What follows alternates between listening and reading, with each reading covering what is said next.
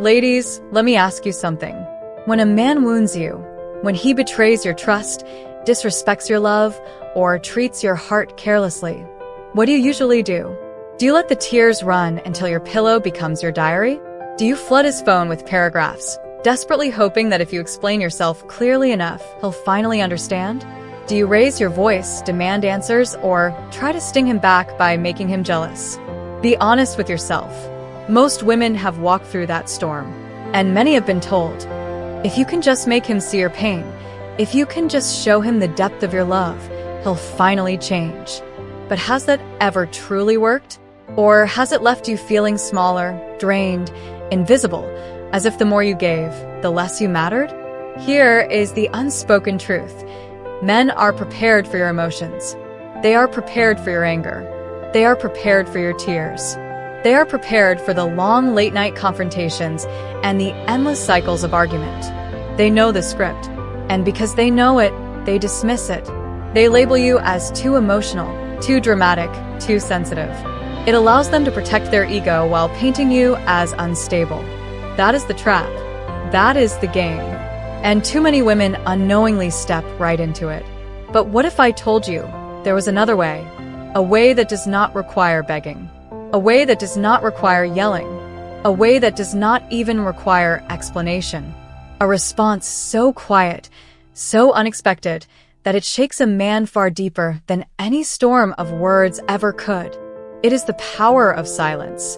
It is the strength of detachment. It is the discipline of emotional self-mastery. This is not about revenge. This is not about manipulation. This is not about playing childish games. This is about reclaiming the throne of your own peace, rewriting the narrative, and walking into a level of dignity so high that it cannot be touched. We live in a world that tells women that strength must always be loud, that to prove you are strong, you must fight harder, argue longer, and match chaos with chaos. But the Stoic approach teaches the opposite. True strength is calm.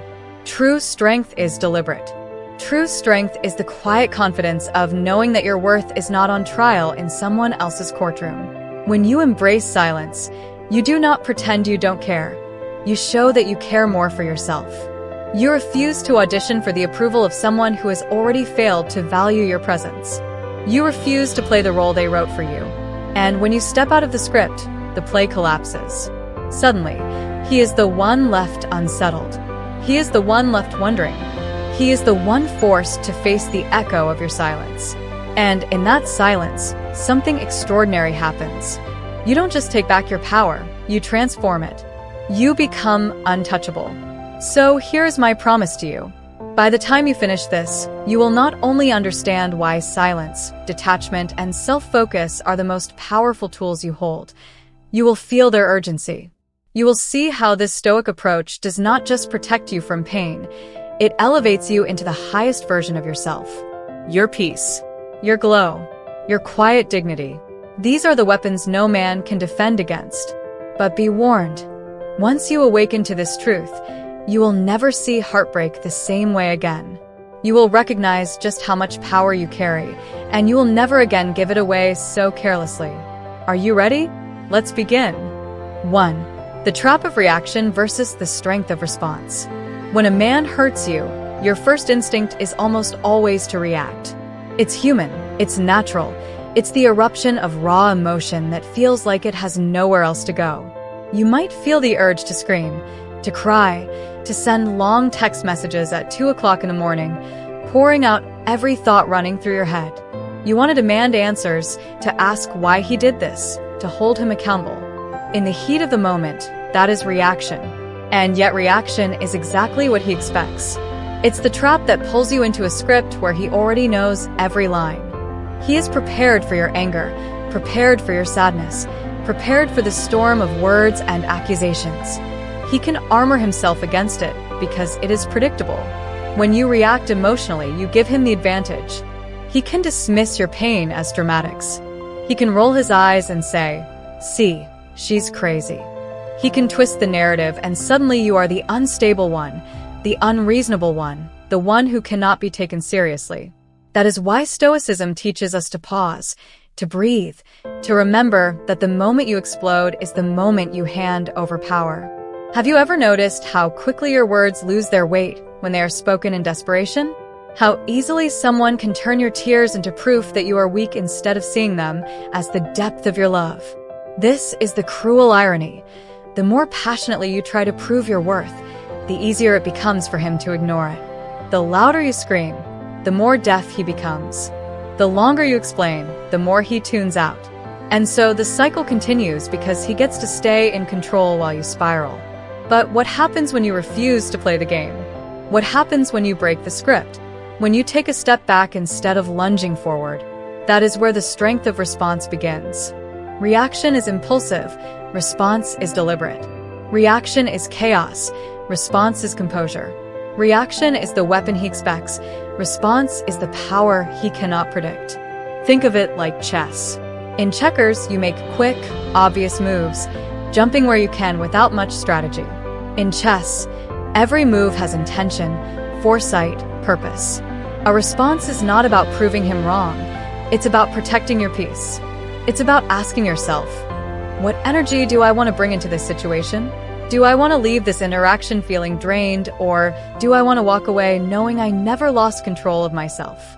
That's the essence of Stoicism, choosing mastery of your own emotions rather than handing them over like a gift to someone who already showed they didn't value you. Let's ask the hard questions here. When you reacted in the past, what changed? Did he suddenly realize your worth because you yelled louder? Did he stay up at night reflecting deeply because you wrote a 10-paragraph essay about how he hurt you? Or did he simply retreat, dismiss, maybe even smirk, because he knew you were exactly where he wanted you, entangled in his chaos, defined by his actions, still orbiting around him? The truth is, many men thrive on reaction because it keeps them central. As long as you are angry at him, crying over him, posting about him, you're still revolving around him. You may think you are punishing him with your anger, but in reality, you are feeding his ego. You are saying without words, "You still matter enough to shake me." But when you stop reacting, when you choose silence, when you decide that dignity matters more than destruction, you deliver a blow that no scream could ever match. Imagine this. He wrongs you, and instead of the storm he anticipated, he is met with calm. He is met with silence. He is met with the unshakable composure of a woman who values herself too much to beg for respect. Do you realize how confusing that is for him? Men are not afraid of your anger. They are afraid of losing their place in your life, without warning. They are afraid of your absence, of your indifference, of your refusal to play the game. Silence is unsettling because it acts as a mirror. When you argue, he can focus on your words, your tone, your tears. He can say, "She's overreacting." But when you go quiet, there is nothing to point at except himself, and sitting with yourself is terrifying when you know you've done wrong. That's why Stoicism calls us to mastery, because when you choose response over reaction, you not only reclaim your power, you force him into a confrontation with his own reflection. Ask yourself, would you rather be remembered as the woman who exploded in fury, or the woman who left with such calm finality that he still wonders how she had the strength? Which image do you think haunts him more at night? Which one do you think earns true respect, even if he never admits it out loud? The trap of reaction is that it feels powerful in the moment, but it drains you in the long run. The strength of response is that it feels quiet in the moment, but it builds unshakable dignity over time. And dignity, unlike drama, cannot be dismissed. You see, reacting is like fire. It burns hot, it burns fast, and then it burns out. Responding is like stone, solid, unmoving, enduring. Which do you want to be?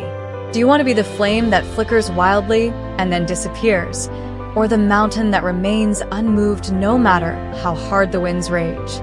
Reaction is about him. Response is about you. Reaction says, "I need you to hear me. I need you to understand. I need you to change." Response says, "I hear myself. I understand my worth. I choose to change the way I show up." And that shift is what confuses him most because it takes him out of the center of the story and places you there instead. Think about it. How many times have you given away your nights, your energy, your sanity replaying conversations in your head, crafting the perfect comeback, only to realize it didn't matter? What if instead of fighting to be understood, you fought to understand yourself? What if the question wasn't, how could he do this to me? But, why did I allow myself to react in a way that cost me my peace? This is the battlefield Carl Jung spoke of, not the outer chaos, but the inner confrontation with your own boundaries, patience, and self-control. Reaction is about winning the moment. Response is about winning your life. And when you begin to master this, you start to see the patterns clearly. The man who once thrived on your anger suddenly has nothing to feed on. The drama he expected never comes. The narrative he wanted to spin has no foundation. He is left in silence, and in that silence, the weight of his actions finally lands. That is the paradox. By saying less you say more, by reacting less you reveal more, by holding back you expose everything. So let me ask you, are you ready to stop falling into the trap? Are you ready to step out of the dance, to break the loop, to claim the power that was always yours? Remember, the difference between reaction and response is the difference between chaos and composure, between being controlled and being untouchable. And the moment you choose response, you step into a version of yourself that no betrayal, no heartbreak, no man can ever take away. That is strength. That is stoicism. That is the power he will never see coming. 2. Silence as a psychological mirror. Silence is one of the most misunderstood forms of communication, yet it is also one of the most powerful. When a man hurts you, the natural impulse is to explain, to question, to demand recognition of the pain he caused. It feels unfair to let him walk away without hearing your side, without being confronted with the weight of his actions. But what if I told you that your words, no matter how sharp, can never cut as deeply as your silence? Because silence is not emptiness, it is a mirror, and mirrors force reflection. When you go quiet, you strip away the distractions, you take away the noise, and you leave him alone with the one person he cannot escape, himself. Have you ever noticed how some people thrive on provoking you? Not because they want resolution, but because they want reassurance? Every angry word you throw at him, every tear, every late-night message only confirms that he still matters, that he still occupies your emotional space. But silence starves the ego. Silence confuses the mind. Silence says, without saying, that he no longer dictates the rhythm of your emotions, and that unsettles him more than any confrontation could. Think about it, as long as you argue, as long as you react, he can shift the focus onto your behavior. He can say you're overreacting, that you're being too emotional, that you're making a big deal out of nothing. He can minimize his actions by exaggerating your reaction. But when you say nothing, there is nothing to deflect, nothing to twist, nothing to fight against. He is forced to face the silence, and in that silence, he meets his shadow. The parts of himself he doesn't want to see, the selfishness, the carelessness, the cruelty. Carl Jung believed that everything which irritates us about others can lead us to an understanding of ourselves, and this is exactly what happens when you withhold the expected chaos. The silence becomes a confrontation not between you and him, but between him and his own conscience. And here's the irony. Many men can withstand your yelling, your accusations, your pleas, but few can withstand the quiet withdrawal of your presence, because your absence feels like loss, and humans always value what is taken away more than what is given freely. So let me ask you, which do you think impacts him more? Your 10th explanation of how much he hurt you, or the sudden realization that he no longer has access to you at all? Which lingers longer in his mind? The memory of your anger, or the haunting calm of your silence? You see, silence is not passive, it is active. It is not weakness, it is strategy. It is not avoidance, it is power. And it works because it disrupts the script. Relationships, even toxic ones, often run on predictable loops. He hurts you, you react. He defends or deflects, you argue. Then perhaps you reconcile, only for the cycle to repeat. That loop is his comfort zone because as long as you keep engaging, the dance continues. But silence stops the music. Suddenly, he has no rhythm to follow, no cues to react to, no script to lean on. He stands alone in the awkwardness of uncertainty, and uncertainty eats at the ego. He wonders, did she stop caring? Is she with someone else? Is she done for good? That confusion is not cruelty, it is clarity. It forces him to confront the reality that your life is no longer orbiting his. And here's the deeper layer. Silence is not just about him, it's about you.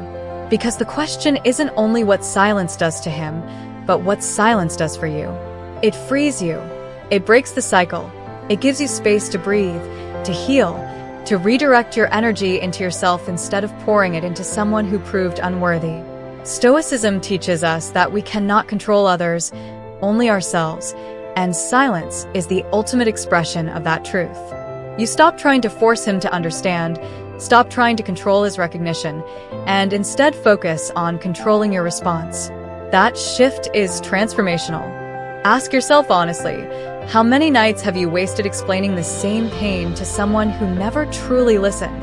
How many times did you think, if you just said it differently, maybe he would finally care? But if he cared, wouldn't he have heard you the first time? The silence becomes your teacher because it reminds you that explanation is not the key to respect. You don't teach someone to value you by talking endlessly. You teach them by removing access. Silence is not about punishing him. It's about preserving you. It is about protecting your energy, about choosing not to spill your soul into hands that only drop it. And make no mistake, the impact of silence is psychological. Men are not wired to fear your anger. They are wired to fear disconnection. As long as you engage, even negatively, they feel tethered. But silence severs the cord, and that absence creates a vacuum. He will try to fill it through half-hearted apologies, through provoking comments, through sudden interest in your life. But those attempts are not about love. They are about regaining control. The real test is not whether he reaches out. The real test is whether you break your silence, because if you do, you slip back into the cycle. But if you don't, if you hold steady in your composure, you shift the entire dynamic forever. This is why silence is so unsettling, because it signals a change he cannot undo. It says, I have chosen myself over you, and there is nothing you can say to change that. That's the kind of strength that confuses him, because it comes from a place he cannot touch. And so the question becomes, are you willing to embrace the discomfort of silence long enough to reclaim your power? Are you willing to let go of the need to be understood in order to step into the freedom of being untouchable? Remember, silence is not emptiness. It is full of self-respect. It is full of boundaries. It is full of dignity. And when a man meets that kind of silence, he is not only confused, he is confronted with a reality that no words could ever deliver, the reality that he no longer controls your story. And if this resonates with you, if you can feel the truth of what I'm saying in your bones, then take this as your reminder that silence is not weakness. It is strategy. It is power. It is peace. And if you're feeling that power right now, like and comment number 1 if you enjoyed this video, and don't forget to subscribe so you never miss the next lesson in self-mastery and personal strength. 3. Detachment as true power. Detachment is one of the most misunderstood words in relationships because people often confuse it with coldness, indifference, or bitterness. When in reality, detachment is not about shutting down your heart, but about reclaiming your freedom, your clarity, and your sense of self beyond the grasp of another person's actions. When a man hurts you, the pull to stay attached is strong. You replay conversations in your mind, you analyze his words, you stalk his social media, you wait for signs that he still thinks about you. And all of this attachment binds you to him even after he has already shown you that he cannot hold the space you deserve. Have you ever asked yourself why it is so difficult to let go of someone who has hurt you? Why, even after pain, betrayal, or disrespect, the thought of cutting ties feels unbearable? It is because attachment feeds the illusion of control. You believe that if you hold on a little longer, if you explain yourself better, if you wait patiently, he will change, he will understand, he will finally see your worth. But detachment exposes the truth. Change does not come from clinging. It comes from letting go. And letting go is terrifying because it feels like losing, yet paradoxically, detachment is where you actually win. Think of it this way. When you are attached to someone who hurts you, you are essentially handing them the keys to your emotional stability. Your highs and lows depend on their words, their actions, their attention, or lack of it. One text from him and your mood shifts. One silence from him, and your confidence crumbles. That is not power, that is prison. But when you detach, you take those keys back. You say, without words, I decide how I feel. I decide where my energy flows. I decide what matters. And that shift is revolutionary, because the moment you detach is the moment he realizes he no longer has the grip he once relied on. Men are not shaken by your tears. They are shaken when they lose access to them. They are not rattled by your anger. They are rattled when your anger no longer rises. They are not confused when you chase them for closure. They are confused when you walk away without needing it. Detachment is not about pretending he did not matter. It is about acknowledging that you matter more. It is about recognizing that the longer you stay emotionally entangled in a story that drains you, the further you drift from yourself. Carl Jung spoke often of individuation, the process of becoming your most authentic self, and detachment is essential to that process because it requires you to withdraw energy from patterns and relationships that no longer serve your growth. So let me ask you, what would happen if you redirected the energy you waste on him back into yourself? What if instead of stalking his profile at midnight, you invested that time into your own passions? What if instead of replaying his words in your head, you rewrote the story of your life with you at the center? Detachment creates space for transformation because when you stop feeding energy into what hurts you, you create energy for what heals you. And here is the irony. When you detach, you confuse him in ways that no argument ever could. As long as you are engaged, even in anger, he knows he still matters. But when you detach, when you walk away with grace, he is left in the void of his own making. He expected to see you crumble, but instead he sees you rise. He expected to see you plead, but instead he sees you silent. He expected to feel central, but suddenly he feels irrelevant. That is the confusion that haunts him because his ego built a narrative in which he was the main character in your life, and detachment forces him to confront the reality that he is no longer in the story at all. Ask yourself, which is more powerful, proving your worth to a man who doesn't value it, or embodying your worth so fully that you no longer need him to see it? Detachment is not about revenge. It is about self-preservation, and that self-preservation evolves into self-mastery. The more you detach, the clearer you see. You see how much time you wasted begging for love that should have been given freely. You see how much energy you poured into someone who gave you breadcrumbs. You see how much you lost of yourself while trying to hold on to someone else. And once you see clearly, you cannot unsee. That clarity becomes your armor. That clarity becomes your strength. But the question is, are you brave enough to detach before he realizes your value? Are you strong enough to walk away without needing him to chase you, without needing him to regret, without needing him to validate what you already know about yourself? Stoicism teaches that the highest power lies in self-control, and detachment is self-control in action. It is the refusal to let someone else dictate your inner climate. It is the recognition that you cannot control whether he feels guilt, regret, or longing, but you can control whether you sit in peace or in pain. Detachment asks you to face your own fears. The fear of being alone, the fear of being forgotten, the fear of being unloved, and to realize that these fears dissolve the moment you truly love yourself. Because once you love yourself, being alone is no longer lonely, being forgotten is no longer relevant, and being unloved by him is no longer devastating. And this is why detachment is true power. It is not the absence of love. It is the redirection of love back to its rightful place, your own heart. So many women ask, but if I detach, won't he think I don't care? And the answer is, yes, he might. But why is that a problem? If he didn't value your care when you gave it freely, why should his perception matter now? Detachment is not about teaching him a lesson. It is about teaching yourself one. That your worth does not depend on his recognition, that your dignity does not need his approval, that your life does not pause when he walks away. Detachment is liberation, and liberation is always confusing to those who expected you to stay trapped. So the next time you feel the urge to hold on, to react, to beg for understanding, pause and ask yourself, is this attachment serving me or is it draining me? If it is draining you, then let go. Not with bitterness, not with rage, but with calm conviction that you deserve more. And watch how everything shifts, not because you forced him to change, but because you chose to change the one thing you can control: yourself. That is where your true power lies, and once you step into it, no man can ever take it from you again. 4. The glow up, turning pain into self-evolution.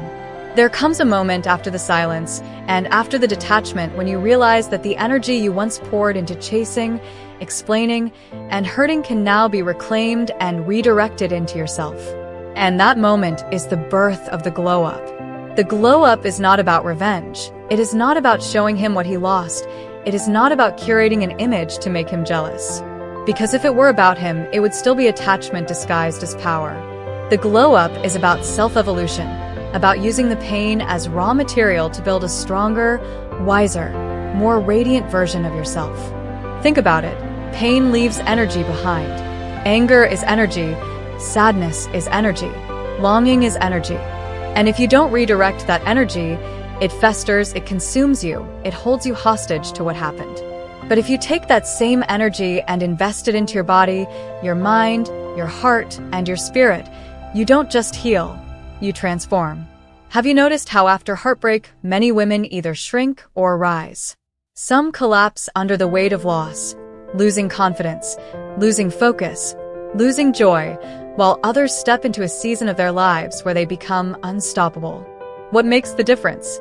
It is not luck, it is not time, it is choice. The choice to glow up is the choice to rise instead of shrink, to redirect instead of replay, to focus inward instead of obsessing outward. Carl Jung spoke about individuation, the process of becoming who you truly are by integrating all parts of yourself, and the glow up is exactly that. The deliberate evolution into the fullest expression of yourself physically, mentally, emotionally, and spiritually. Start with the physical, because the body often carries the pain first.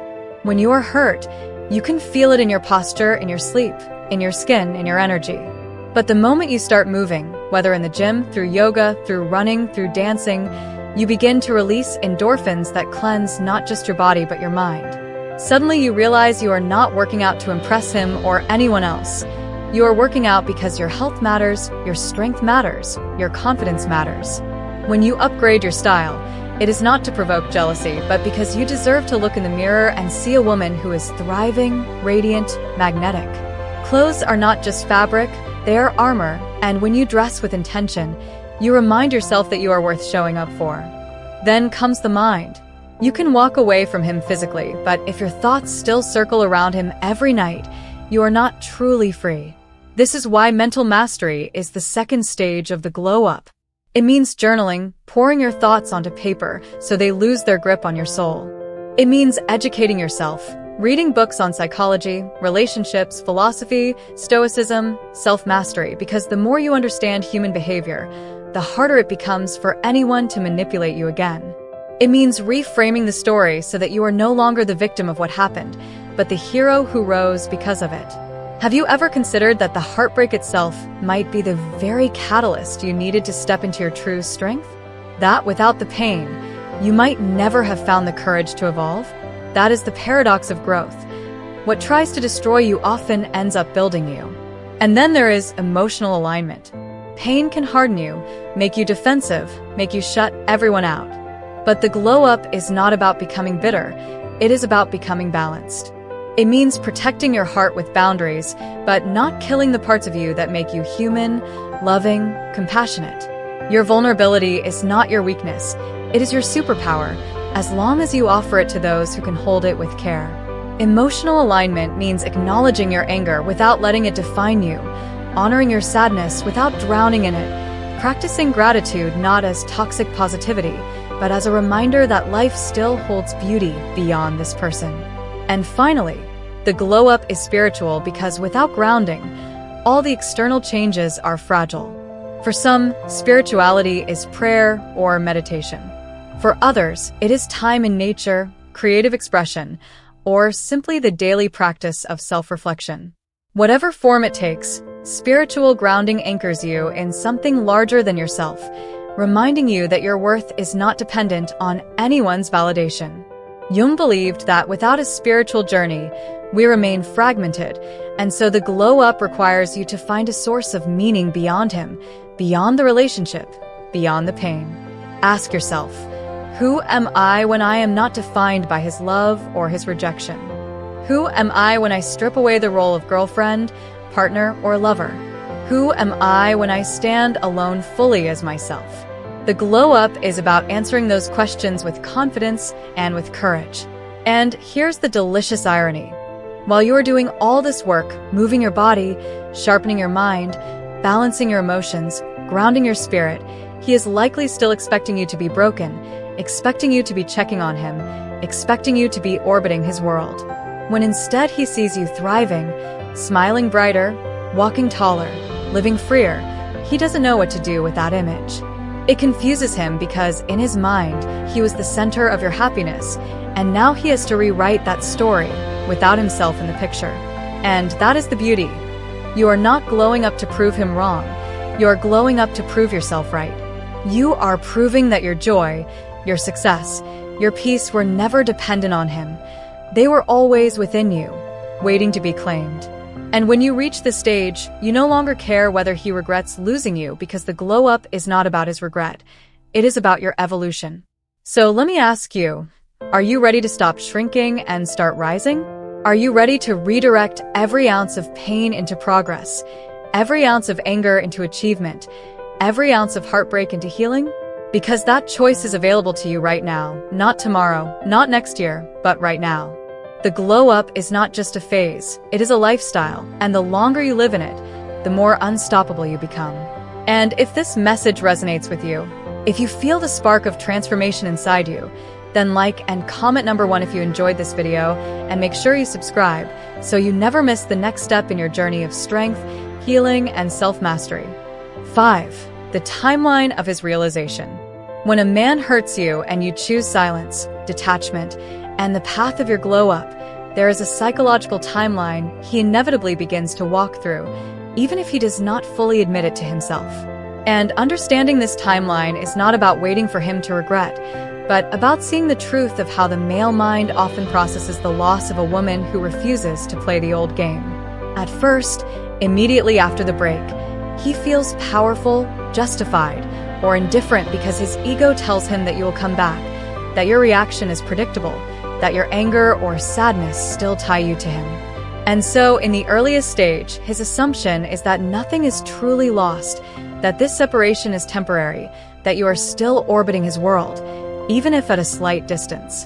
He convinces himself that time is on his side, that he can always return when he feels like it, because the pattern he has seen before is that women forgive, women chase, women break down and come back with explanations or pleas. And so he wears his arrogance like armor. This stage is filled with denial. Denial of your strength, denial of your silence, denial of your ability to detach, because it is easier for his ego to believe you are still available than to face the possibility that you are gone for good. But as time passes and you do not return, the second stage begins, and this is where confusion creeps in. He wonders why you have not reached out, why you have not reacted, why you have not played the role he expected. He tells himself stories to protect his pride. Maybe you are just being stubborn. Maybe you are pretending. Maybe you are waiting for him to make the first move. But every day that goes by without you breaking the silence weakens those stories. He begins to feel uncertainty because the familiar loop is broken. The dance is disrupted. The music has stopped. Have you ever noticed how silence makes people uncomfortable? That discomfort multiplies when someone knows they have done wrong and yet are met with no confrontation. At this stage, he starts to poke at your boundaries, sending small messages, leaving subtle comments, trying to test whether you are still emotionally available. If you do not respond, he moves to the third stage, panic. Panic is when the illusion of the always open door begins to shatter, when he realizes that his control was not as secure as he thought. This is the stage where he might suddenly act interested, suddenly act apologetic, suddenly try to provoke jealousy, not because he is truly changed, but because he is scrambling to confirm that you still care. The panic is not about love. It is about losing the ego boost your attention provided. And when that boost is gone, he feels the void of insignificance. And here is the irony. The very detachment that frees you is what enslaves his mind, because the uncertainty of not knowing where he stands with you is torture to an ego that once fed on your emotions. If you remain steady, if you refuse to return to the cycle, he then enters the fourth stage: nostalgia. Nostalgia paints over the past with rose-colored brush strokes.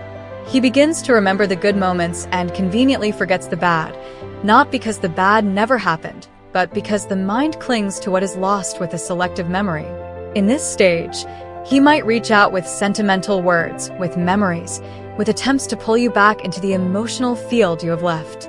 Nostalgia is his mind trying to rewrite the story so that he can reclaim what feels comfortable, but it is not the same as growth or accountability. And this is why your detachment is so important, because if you fall back during his nostalgic stage, you return to the same loop and the lesson is not learned. If you hold steady, he eventually reaches the fifth stage: regret. Regret is when the full weight of loss begins to sink in, when he realizes that your absence is not temporary, that your silence is not a game, that your glow-up is not a performance. Regret is heavy because it forces him to acknowledge that he underestimated you, that he miscalculated, that he thought you would always be there, but now you are not. And regret is confusing because his ego does not want to admit fault, yet his heart feels the emptiness of what he let slip away. At this stage, he might make promises of change. He might try to show sudden growth. He might even confess things you never thought he was capable of confessing. But you must remember, regret is not the same as transformation. Regret is about what he lost, not about who he has become. And so the final stage, if he has the capacity for true self-awareness, is recognition. Recognition is rare because it requires humility. It requires facing the shadow within himself. It requires admitting that he let go of someone valuable because of his own flaws, and not all men are capable of this. But recognition, when it comes, often comes too late, because by the time he truly sees you, you have already evolved beyond the version of yourself who would need his recognition. That is the timeline of his realization, and the most powerful truth within it is that none of it matters if you are no longer waiting for it. The timeline may unfold as disbelief, confusion, panic, nostalgia, regret, and recognition, but by the time he walks this path, you are already walking a different one. The path of peace, the path of self-mastery, the path of becoming untouchable. Ask yourself, do you really want to spend your precious energy waiting for his stages to unfold? Or do you want to invest that energy into your own glow, your own growth, your own freedom? The beauty of Stoicism is that it reminds us not to be tied to outcomes we cannot control, and his realization is one of those outcomes you cannot control when or if it will come. What you can control is your detachment, your silence, your evolution. And when you focus on that, the timeline of his realization becomes irrelevant. Whether he regrets today, tomorrow, or never, it does not change the fact that you have already reclaimed your power. And in the end, that is the only timeline that matters. Not his journey through disbelief and regret, but your journey from hurt to strength, from attachment to freedom, from chaos to peace. That is the timeline of liberation, and once you choose it, you no longer care how long it takes him to see what he lost, because by then you are too busy living what you gained. 6. Why peace is the ultimate power move. There is a stage in your healing journey that is more powerful than silence, more enduring than detachment, and even more transformative than the glow-up. And that stage is peace. Peace is not simply the absence of chaos. It is the presence of groundedness, the calm knowing that you no longer need validation from the one who hurt you, the quiet confidence that your worth is not measured by whether someone chooses to stay or go. Think about it. Revenge can feel powerful in the moment because it creates the illusion that you are regaining control. But revenge still ties you to him. Every post designed to make him jealous, every attempt to show off so he regrets losing you is still about him. He still dictates your energy, even in absence. Peace is different. Peace is when you release the need for him to feel regret, when you stop living as a reaction to his choices, when you accept what happened without letting it define you. Stoicism teaches us that true freedom is mastery over the self, not control over others, and peace is the highest expression of that mastery. Imagine for a moment encountering his name, his face, or hearing about him through a mutual friend and feeling nothing. No spike of anger, no wave of sadness, no secret curiosity. That is peace. Imagine scrolling through life without checking his social media, without wondering what he is doing, without shaping your choices around the possibility that he might notice. That is peace. Imagine remembering the past not with bitterness or regret, but with neutrality, because you understand that everything happened exactly as it needed to in order to bring you to this level of strength. That is peace. And let me ask you, what is stronger than a woman who cannot be shaken by the presence or absence of a man who once thought she could not live without him? That kind of peace is magnetic because it is authentic. It cannot be faked. It cannot be shaken. It cannot be taken. When you reach this stage, you become untouchable. Men who thrive on control fear this most because they can handle your anger, they can handle your sadness, but they cannot handle your indifference. Indifference is death to the ego because it signals that they are no longer the center of your world, not even as the villain. They crave significance, and peace denies them that craving. And yet peace is not coldness. Peace is not the hardened shell of a woman who swears off love forever.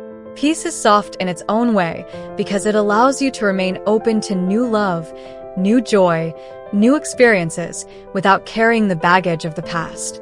Peace is forgiving, not for his sake but for your own, because forgiveness is not about excusing what he did, but about refusing to let what he did poison the rest of your life. Forgiveness, in the language of Stoicism, is freedom. Jung once said, "I am not what happened to me, I am what I choose to become." And peace is that choice in its purest form. You choose to become whole, not fragmented by anger. You choose to become free, not shackled by resentment. You choose to become radiant, not dimmed by bitterness. And the beauty of peace is that it spills into every area of your life. At work, you stop overreacting to conflict because you know your worth is not fragile. In friendships, you let go of toxic dynamics without drama.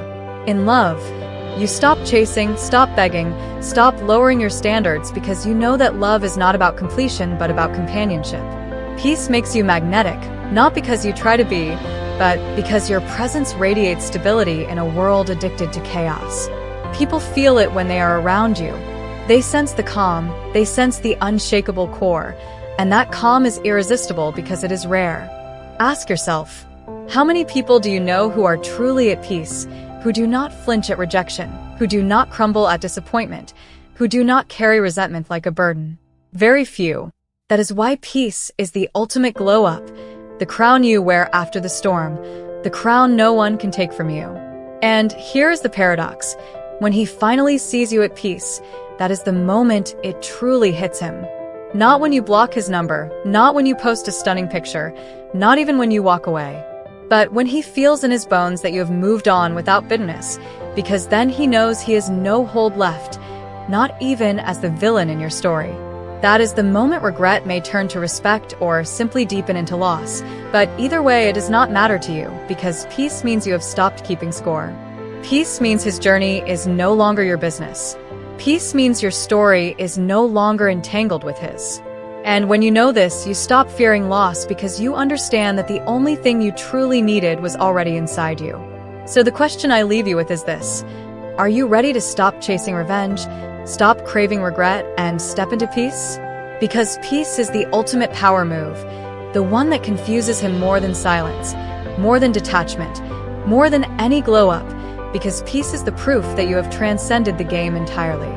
And if you are ready to claim that crown, if you feel the resonance of this truth in your soul, then like and comment number 1 if you enjoyed this video, and make sure you subscribe so you never miss the next lesson on how to live with strength, dignity, and unshakable peace. When you look back at everything we have explored together, you begin to see that this entire journey has never been about confusing him for the sake of a game, nor about punishing him for the sake of your ego, but about reclaiming yourself in the aftermath of pain and choosing to live in a way that no longer revolves around the actions of another person. At first, the instinct to react feels natural, it feels necessary, but reaction is the trap because it feeds into the very pattern that keeps you stuck. The power lies in the pause, in the response that is measured, deliberate, and rooted in self-control. That shift from reaction to response is the foundation upon which everything else is built. From there, silence becomes your greatest ally, not because it pretends nothing happened, but because it creates the mirror that forces him to see what he does not want to see, while freeing you from the exhausting loop of explanation. Silence is a language of dignity, one that cannot be twisted or dismissed. And it is in that silence that you begin to recognize your own strength. Detachment follows, not as coldness, not as bitterness, but as liberation. The conscious choice to withdraw energy from what no longer serves you and to redirect it into yourself. In detachment, you begin to feel the power of no longer being bound to a story, and with every step away from attachment, you step closer to your authentic self. Then the glow-up emerges, not as revenge, not as spectacle, but as self-evolution. The transformation that comes when you decide that your pain will be fuel, not prison. You rise physically by caring for your body, mentally by mastering your thoughts, emotionally by aligning with your truth, and spiritually by grounding yourself in something greater than fleeting validation. And as you rise, he begins to walk his own timeline of realization, a timeline you no longer wait for or rely upon because his disbelief, his confusion, his panic, his nostalgia, his regret, and even his recognition are his lessons, not yours. Your only responsibility is your own path. And when you release the need for his realization, you step into the most powerful stage of all, peace. Peace is where the entire journey converges because it is the ultimate crown you wear after the storm. Peace is not fragile, not performative, not conditional. It is steady, grounded, and untouchable. It is the stage where his presence or absence no longer shakes you, where your past no longer chains you, and where your future is no longer shadowed by fear. Peace is the final proof that you have transcended the chaos, that you have mastered yourself, that you have chosen to live not in reaction, but in freedom. And this is the essence of what Stoicism has always taught, that true strength lies not in controlling others, but in mastering your own mind, that your worth is not dependent on external circumstances, but on the way you choose to respond to them, that your power is not in making others suffer, but in refusing to suffer unnecessarily yourself. So the question you must carry forward is this: will you continue to allow the wounds of others to dictate your story, or will you claim the story as your own? Will you define yourself by what happened to you, or by what you chose to become afterward? Because at the end of the day, his actions may have hurt you, but they do not define you. What defines you is the silence you chose instead of chaos, the detachment you embraced instead of desperation, the glow-up you pursued instead of stagnation, the peace you claimed instead of revenge. That is your legacy, not the betrayal, not the heartbreak, not the pain, but the way you rose in spite of it. And perhaps that is the greatest irony of all, that what was meant to break you became the very thing that built you, that the man who thought he could diminish your light inadvertently became the catalyst for you to shine brighter than ever, that the chapter he thought he could close on his terms became the preface to a story you now write entirely on your own terms. There is no greater victory than this, because it is not about him at all. It is about you. And once you realize that, you are free. Free to love again without fear. Free to walk away without guilt. Free to live without apology. Free to be whole without anyone else completing you.